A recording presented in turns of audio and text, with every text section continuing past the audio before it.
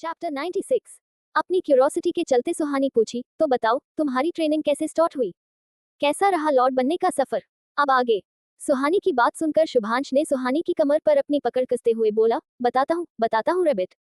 ये बोलते ही शुभांश को वह पल याद आने लगे जब उसकी ट्रेनिंग स्टार्ट हुआ और उसके दादाजी ने उसको उसकी स्पेशल डीएनए स्पेशलिटी के बारे में भी बताया था।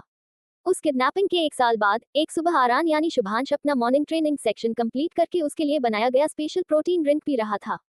तभी उसके दादाजी उसके पास आए और बोले, आरान बच्चा, आज तुम्हारा सारा बेसिक ट्रेनिंग कंप्लीट हो गया है। फिलहाल तुम्हारा बॉडी इतना कैपेबल हो गया है कि तुम स्ट्रॉन्ग से स्ट्रॉन्ग ट्रेनिंग को भी हैंडल कर सको। इसके आगे की ट्रेनिंग यहाँ नहीं हो सकती। इसके लिए मैं तुम्हें एक जगह लेकर चलूंगा। तुम्हारे आगे की ट्रेनिंग वहीं जाकर होगा। अब चलो चलकर नाश्ता कर लो। उसके बाद हम उस जगह के लिए निकलेंगे। अपने दादाजी की बात सुनकर भी आरान के चेहरे पर कोई भाव नजर नहीं आ रहे थे। करीना की बर्दाश्त न कर पाने वाला टॉर्चर अपने आंखों के सामने अपने दादी को दम तोड़ते हुए देखकर, अपने ही पिता का उस पर विश्वास न करते हुए, उसकी मम्मी और भाई बहन से उससे दूर करने की वजह से आरान ने अपने आप को पूरी तरह से इमोशनलेस बना लिया था। आरान के बिना भाव के चेहरे को देखकर दादाजी बोले, आरान बच्चा, मैं जानता हूँ तुम पर इस वक्त क्या बीत रहा है। फ्यूचर में तुम्हें करीना जैसे कई बुरी ताकत मिलेंगे जिनका तुम्हें डटकर सामना करना पड़ेगा। लेकिन सबसे अच्छी बात यह है कि तुम्हारे पास वह काबिलियत है जिससे तुम बड़े से बड़े बुराइयों को भी चुटकियों में हरा सको। लेकिन उसके लिए पहले तुम्हारा उस हद तक पावरफुल होना जरूरी है ताकि तुम एक दिन उन सारे बुराइयों को खत्म कर सको जिसने तुम्हें आज तकलीफ पहुंचाने की कोशिश की है। और शायद ये भी हो सकता है कि वह फ्यूचर में और खतरनाक बनकर तुम्हारे साथ साथ पूरे दुनिया के लिए भी एक खतरे के रूप में सामने आ जाए। करीना ने भी तुम्हें इसलिए किडनैप किया था क्योंकि वह तुम्हारे स्पेशल डीएनए का फायदा उठाना चाहती थी। अपने दादाजी की बात सुनकर आरान अपने दादाजी को ऐसे देखने लगा जैसे वह आगे जानना चाह रहा हो कि उसके दादाजी आखिर उसको बोलना क्या चाहते हैं। यही वह वक्त था जब आरान को पहली बार अपने स्पेशल डीएनए के बारे में अपने दादाजी से पता चला था। आरान, शुभांश के दादाजी ने उसकी आंखों में गहराई से देखते हुए कहा, आरान, तुम्हें शायद अभी यह महसूस नहीं होता, लेकिन तुम्हारे अंदर ओबरॉय फैमिली की एक ऐसी हेरिटेज है जो तुम्हें खास बनाती है। तुम्हारा डीएनए साधारण नहीं है, यह ओबरॉय परिवार की वह धरोहर है जो पीढ़ियों से हमारे खून में बहती आई है। ये वही विशेषता है जो तुम्हें दुनिया की सबसे घातक वारियर में से सबसे खतरनाक वारियर बना सकती है। लेकिन यह हेरिटेज तुम्हारे पिता को नहीं मिला। और शायद ये भी एक वजह है कि तुम्हारे पिता तुम्हें पसंद नहीं करते, क्योंकि तुम्हारे पास वह है जिसको पाने का सपना कभी तुम्हारे पिता ने भी देखा था, लेकिन उसे वह नहीं मिला। और तो और करीना के उन पावरफुल ड्रग्स ने तुम्हारे डीएनए पावर को काफी हद तक एनहांस कर दिया है।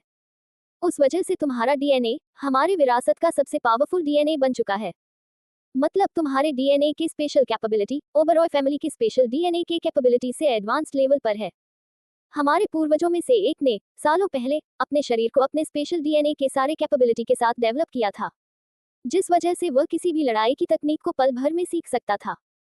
यह एक मिस्टीरियस और पावरफुल कॉम्पिटेंस क्षमता था जो सिर्फ ओबरॉय परिवार की चुनिंदा वंशज को ही विरासत में मिलता था।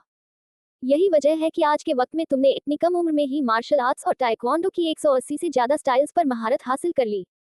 तुम्हारी काबिलियत सामान्य इंसानों से कहीं परे है। तुम्हारे डीएनए के अंदर छुपी हुई स्पेशल एबिलिटी का सही से इस्तेमाल करोगे तो कोई भी ताकत तुम्हें रोक नहीं सकेगी। लेकिन याद रखो, इस विरासत के साथ जिम्मेदारियां भी आती हैं। इसे संभालना आसान नहीं होगा। अपने दादाजी की बात सुनकर आरान की आंखों में कुछ पल के लिए हल्की सी चमक दिखाई दी, जैसे वह उस मिस्टीरियस एबिलिटी को महसूस कर रहा हो जो उसके भीतर समाई हुई थी। दादाजी ने उसकी पीठ पर हाथ रखते हुए कहा, अब चलो, तुम्हें तुम्हारे स्पेशल डीएनए की एबिलिटी को और बेहतर बनाने के लिए उस जगह ले चलते हैं जहां तुम्हारी असली ट्रेनिंग स्टार्ट होगी। ये बोलने के बाद दादाजी ने थोड़ा रुककर फिर कहा, आरान बच्चे, तुम्हें ये विशेषता सिर्फ विरासत में नहीं मिली है, इसे पूरी तरह से हासिल करने के लिए तुम्हें अपने कंफर्ट जोन को छोड़ना होगा। तुम में छुपी ये मिस्टीरियस कैपेबिलिटी तुम्हें हर चुनौती से ऊपर उठा सकती है। बस तुम्हें अपने डीएनए ब्लडलाइन को एक्टिव करना सीखना होगा। अपने दादाजी से इन सारी बातों को सुनने के बाद आरान अब एक नए सफर की शुरुआत के लिए तैयार था, जहां उसकी काबिलियत और ओबरॉय परिवार की विरासत को सही मायने में आकार दिया जाने वाला था। लेकिन हाँ, ये बात 100% सही था कि द एम्परर्स किंग ऑर्गेनाइजेशन में दाखिल होने से पहले ही आरान ने अपनी दादाजी की ट्रेनिंग के साथ कुल 180 मार्शल आर्ट फाइटिंग स्किल्स में मास्टर कर चुका था। आरान की किडनैपिंग के बाद से आरान को अपने दादाजी से ट्रेनिंग लेते हुए अब तक 1 साल का वक्त बीत गया था। अब आरान 5 साल का हो गया था। आरान अपने दादाजी से बोला, दादाजी, आप जहां कहेंगे मैं वहां जाने के लिए तैयार हूं। लेकिन इससे पहले मैं एक बार इंडिया जाना चाहता हूं, मॉम और मेरे छोटे भाई बहन से मिलने। उसके बाद आप जहां कहेंगे मैं वहां जाने के लिए तैयार हूं। आरान के दादाजी भी समझ रहे थे कि आरान कहीं ना कहीं अपने मॉम को मिस कर रहा होगा, इसलिए उन्होंने उसको इंडिया जाने की परमिशन दे दी। थोड़े ही दिन में आरान इंडिया जाकर वापस भी लौट आया।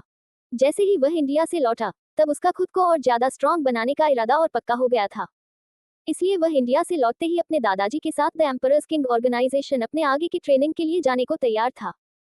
शुभांश अपने बचपन की यादों को याद करते हुए सुहानी से बोला, रैबिट, मेरा लॉर्ड बनने का सफर तब शुरू हुआ जब दादाजी मुझे पहली बार नोवा हेवन सिटी में मौजूद द एम्परर्स किंग ऑर्गेनाइजेशन लेकर गए। जब आरान के दादाजी के साथ आरान का द एम्परर्स किंग ऑर्गेनाइजेशन जाने का सफर शुरू हुआ, वह सफर अपने आप में ही बहुत ज्यादा मेस्मराइजिंग था।